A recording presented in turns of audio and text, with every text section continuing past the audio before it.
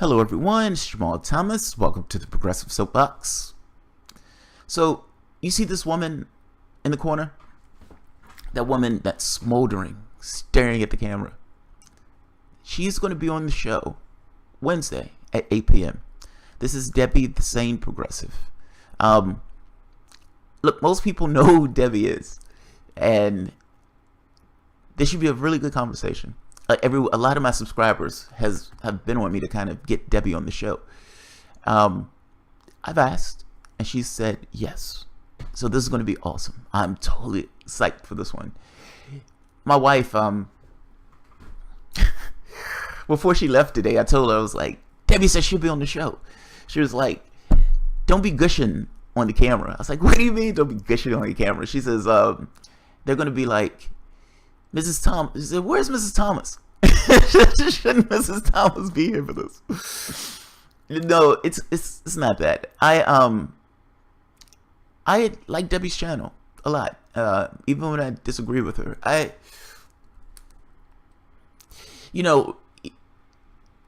try to, when I do my channel, I try to give you this thing of a line of logic for why I come to a particular conclusion. And even with giving you the line of logic for a reason why I come to a particular conclusion, you get to see how I arrive at a particular position. Now, here's the thing. There are going to be some positions that are subjective. We live in a subjective world for the most part. And so, it's hard to, how can I say this? It's almost like what I say or what anybody says, how does it comport with the real world? Meaning, there are going to be certain things. I like the color blue. Well, you can't really challenge that. I do like the color blue. But there are going to be other things that are descriptions of the world. Someone says something. And how does that thing line up with the real world itself? And again, you're at a sticky point because the real world is subjective. So, a person says it's 80 degrees outside. Literally, it's 80 degrees outside. And he says, it's hot out here. Someone else says, no, dude, it's not hot out here. It feels great. Who's right? They're both right, of course. Each particular person feels 80 degrees as being hot or otherwise. It's up to the person. There's a catch. How that person describes the world, meaning someone says it's 80 degrees and it's hot outside, or somebody else says it's not. You have the capacity to base it on the prior experience. How I may experience 80 degrees is going to be different than someone else's. That's true. But if in the past I thought 80 degrees was fucking awesome, it's like it's subjective to a point. So someone giving you their initial basis of being, like where do they put their stake in the ground, and then giving you their line of logic. Even though you're dealing with, for the most part, a subjective world, you can look at what that person has said in the past in regards to what's their basis. So for me, you've heard me say I put my basis in a sense of humanism, this idea of this kind of systems approach to our world with this perspective of humanity should be first. Humanity and ecology, because both of those things are real. Everything else is not. That's my stake in the ground. Anything that I say, anything that I, however I comport myself, if it's not aligning with that particular stake in the ground, well, there's a problem. There needs to be a reason that I'm giving you for that not to be true. In doing so, I try to focus on this thing of earnestness. I just want to be earnest. I just want to be honest. I don't need to have allegiances when I do that. I just want to be earnest and honest. If there's an allegiance, that allegiance is going to be to a certain amount of integrity. And you should be able to look back in the past based upon what I'm saying when I'm criticizing a subjective world. Debbie's channel is similar in this regard.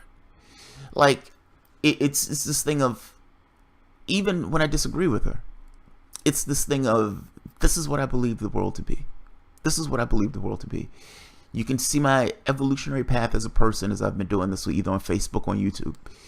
This is what I believe the world is. And based upon my value system that I've told you about, that I've been on here screaming about, this is how I see the world. This is my analysis. This is the path that I use to get to this particular point. Agree with me or not, this is the truth as I see it. This is my perspective. That perspective is uncorrupted, which is kind of the point. You can come to a perspective. You can give the reasons of logic and everything else. The catch is that perspective earnest? I've seen lefties have arguments, lose those arguments, and the people on the respective sides back them up just because they were friends of theirs. I've seen lefties go after other lefties purely just because they dislike the guy. Purely because they dislike him. Nothing to do with the argument. Nothing to do with the perspectives themselves. I'm making the point that the perspectives being somewhat corrupted in the way they function. I don't know if that's just based on this idea of tribalism, where people feel like they're on the team and so they need to behave as if they're on the team. Who knows? I have no idea. Everyone wants to form their little pack of armies or whatever else. But there's something to be said for, I don't give a shit how people see it. I don't give a shit what people think of me about it. This is how I see reality. And if that means I alone am in a forest screaming at the top of my lungs by myself, then I will be by my lonesome screaming in the forest. There's something to be said for that. And that is a fucking awesome quality. And there's she was here first. My goal, I would argue, is to some degree similar. So yeah, in that sense, we're similar in this regards. But you've heard me say she's more ethical than I am. Meaning she's far more likely to stay to this thing of what you would consider truth, like this I don't want to say a purity test in that sense, but this a certain level of purity of integrity in that sense. James Baldwin has this thing of saying he just wanted at the end to be an honest man, and there's more to the quote than that, but ultimately that's what it boils down to. I agree. That's something I aim for. That's something I strive for, and that's something I really only have ever seen in one channel, hers. So yes, I am enamored that she's coming onto the show, and it should be a damn awesome show. And look, I appreciate her coming on. So Debbie will be here on Wednesday, 8 p.m. Eastern time. Thanks, guys.